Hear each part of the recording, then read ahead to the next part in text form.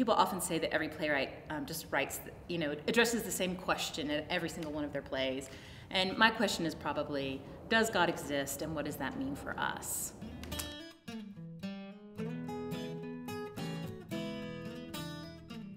The setup is we are invited to see the inner workings of a small, struggling Episcopal church in the foothills of Colorado.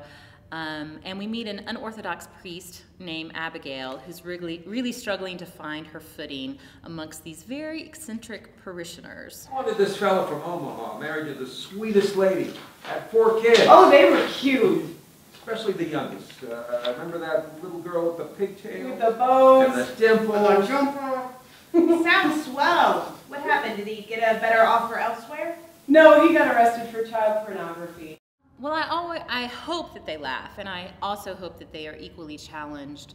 One of the most exciting things for me was a friend told me that her very observant Jewish parents loved the play.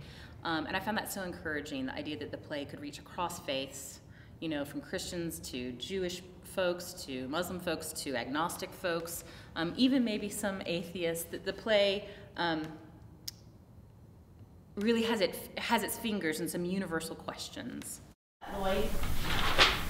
I didn't tithe at 20, did you? No.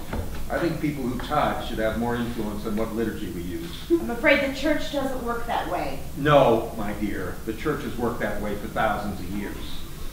Well, not this church. Not now.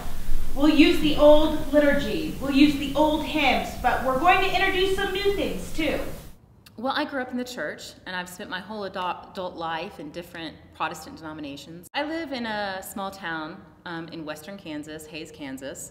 It's about 2 hours from the Colorado border, the Great Plains. And I've been very influenced by the geography.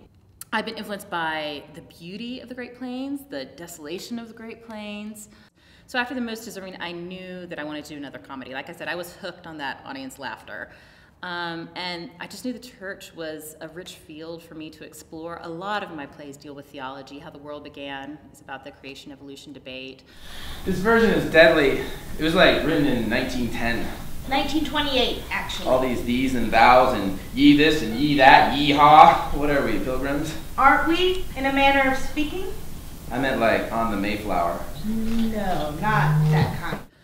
But it's more of a universal struggle about what it means to be part of a community.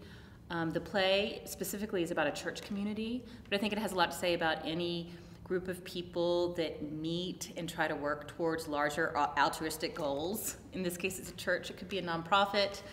Honestly, my relationship with the Denver Theater Center has changed my life and my ability to afford childcare, honestly, while I write. Knowing that I can write a complicated female protagonist and that this theater is going to embrace that, those things have been incredibly encouraging to me.